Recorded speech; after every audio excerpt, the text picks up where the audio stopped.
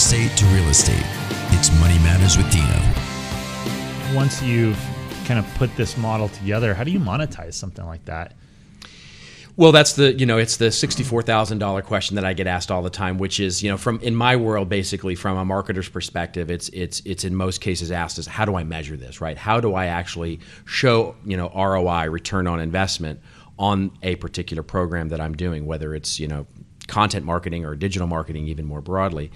And the answer to that is with the ability that we have now to bring in audiences. And when I say audiences, I mean that means prospects, that we may be trying to reach, and we're going to talk a great deal about that in just a minute, or existing customers, our enthusiastic customers, the ones that we get just sort of by being us, or the customers that we have that we're trying to stay loyal, right? That we want to upsell, cross-sell, and actually do something with.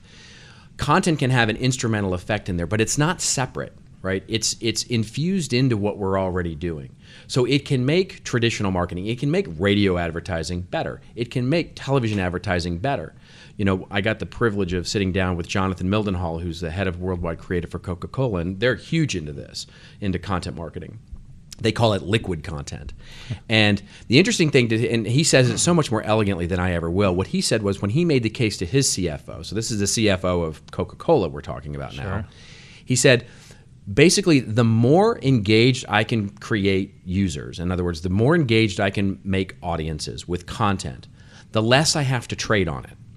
And what he means by that is that if I can create a better customer, if I can create a more engaged customer that is more engaged with Coca-Cola, that will either try it for the first time, which he said, believe it or not, is still true, he said, or have someone who didn't like it try it again, he said, then I have to trade on it less. I'll still do advertising. I'll still do couponing. I'll still do newspapers. I'll still do email. I'll still do television, but I can do it less.